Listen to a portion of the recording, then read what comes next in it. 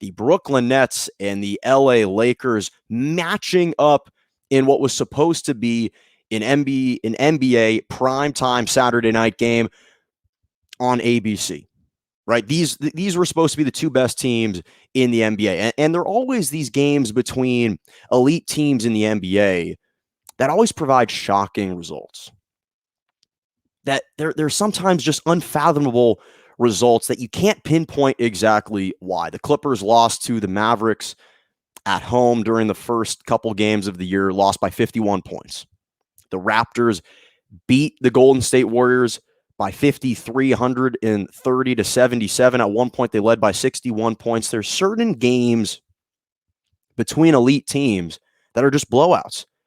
And you can't rationalize it. You can't pinpoint exactly why, but they happen. And my finals preview, my finals prediction was the Los Angeles Lakers and the Brooklyn Nets. When the schedule came out, especially when the second half of the schedule came out, when it was released, I marked this game down on my calendar. I said, Brooklyn Nets and the Los Angeles Lakers in the second meeting of the year at the Barclays Center. That is going to be the number one game marked on my calendar. That is the number one marquee matchup of the year. Why? Because normally the second time you play a team, you get to kind of hone in on your mistakes. You get to address how the first outcome went. And understandably, the first outcome was just a terrible game. The Brooklyn Nets absolutely destroyed the Lakers.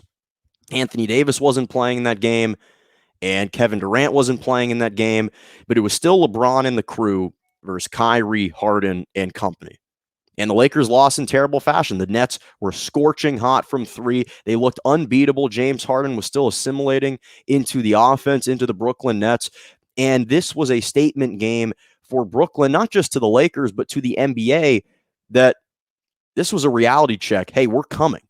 The Brooklyn Nets have arrived, and they are coming. That was the statement that they made back in that win against the Lakers when they swept their 7-game road trip. And so I had higher expectations for round two. I expected Anthony Davis to be fully healthy, to be playing in this game. No one could have foreseen LeBron suffering and sustaining a high ankle sprain, so he would be out of this game. So all of the hoopla was justified because this was supposed to be the second matchup of the year before a potential finals preview. That's what we were all clamoring for. That's what we were hoping for. And you go into this game, and there's no James Harden. You still have Kyrie Irving. You still have Kevin Durant.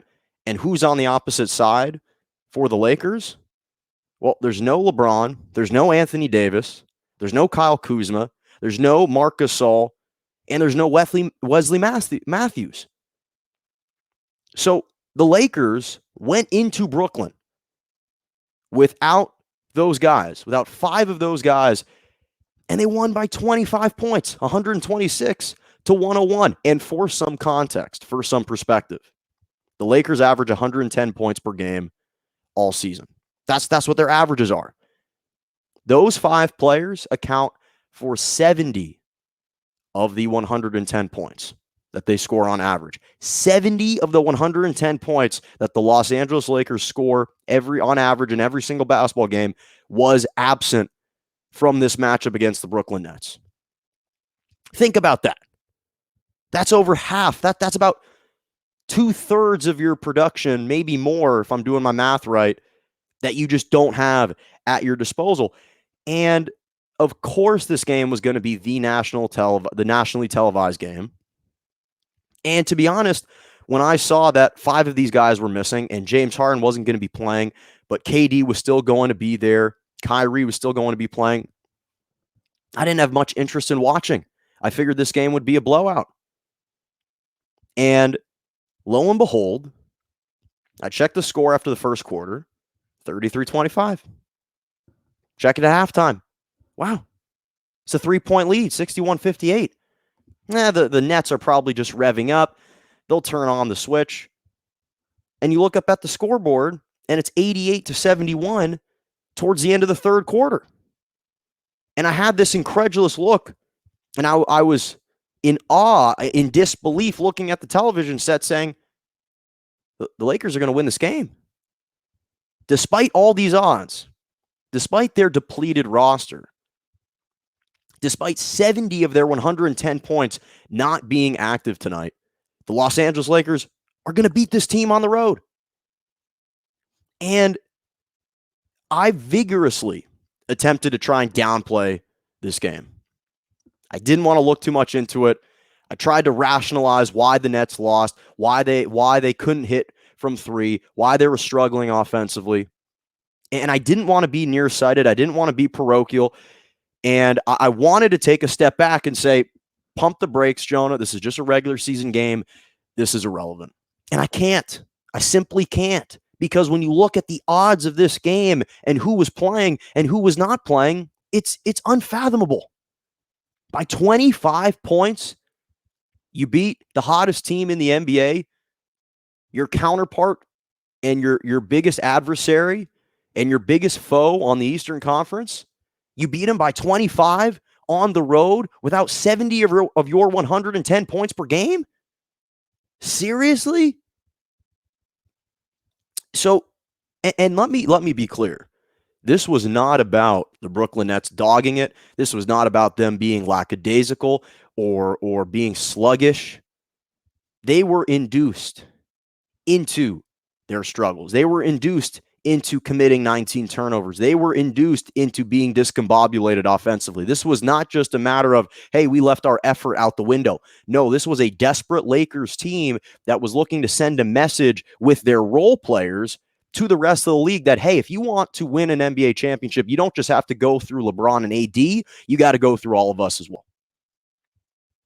The depth was always the biggest question mark when we looked at the Lakers, when we looked at Frank Vogel and we looked at Rob Pelinka. How would you support LeBron and AD through a regular season, let alone a postseason? And this game meant more to the Lakers' ancillary pieces than it did to clearly the Brooklyn Nets, which was a huge, huge confidence boost for a team that prior to a couple weeks ago, they were reeling.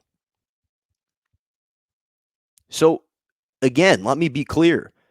This was not the Brooklyn Nets just dogging it.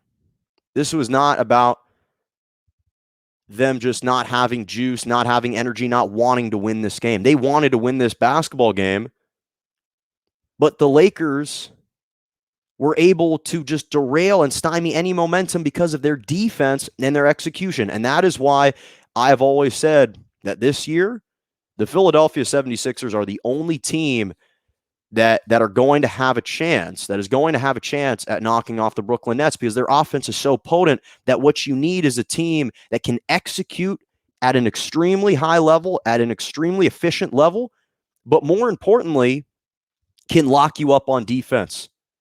And that's why the Philadelphia 76ers have the best chance. They've got a legit MVP candidate in Joel Embiid. They've got a top 7 defense in the league. Their two best players, Joel Embiid and Ben Simmons, are elite two-way players. They've got depth. They've got shooting.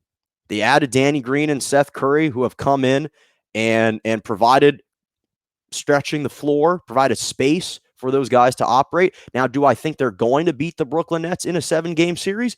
No, I do not.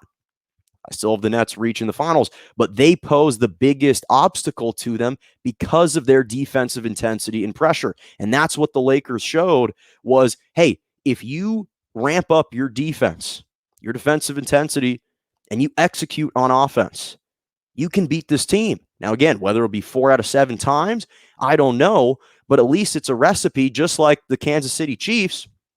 I'll be the first to admit, I thought that if they had a healthy and robust offensive line, they would have beaten the Tampa Bay Buccaneers in the Super Bowl. They didn't. They had a porous and banged up offensive line, and they got blown out 31-9. But because of that, the Buccaneers, it was their defense that ramped up so much of the pressure on Patrick Mahomes that they didn't allow that Kansas City Chiefs offense to even get a head start. They didn't allow them to rev up a bit. And that's the important takeaway here. The Lakers held the Brooklyn Nets to 43.5 shooting from the floor and held them to their lowest scoring output over the past 8 games in 101 points. So the Nets' struggles weren't just simply because they couldn't hit shots. They were struggling to shoot. Why did they struggle to hit shots? Because of the defensive pressure from the Lakers. That has to be the recipe moving forward. THT, Talen Horton-Tucker, career high 11 assists. Ben McLemore, who I told people scoffed at me. They balked at what I had to say. I said Ben McLemore was going to be a difference maker for the Lakers this year. I thought he was a huge, underrated free agent signing mid-season, and he hit 5 3-pointers in the game. Andre Drummond, 20 points, 11 rebounds. That height, the advantage that he had against LaMarcus Aldridge and Blake Griffin, he's basically rendered not just Andre Drummond, but Drummond, Joel Embiid, they've basically rendered DeAndre Jordan useless. DeAndre Jordan doesn't play anymore. And so that's going to be the advantage for some of these teams. But again, it's because of their ability to execute well and ramp up their defensive pressure and intensity. So psychologically, this was a huge win and a message to the locker room that just imbues more confidence into these Lakers role players. And if they continue to get that type of intensity and execution, I'm not even talking about production, talking about intensity on the defensive end and executing when you're open, then they're going to be set. Because this was just a mind-boggling game that, again, left me in utter disbelief. Utter disbelief.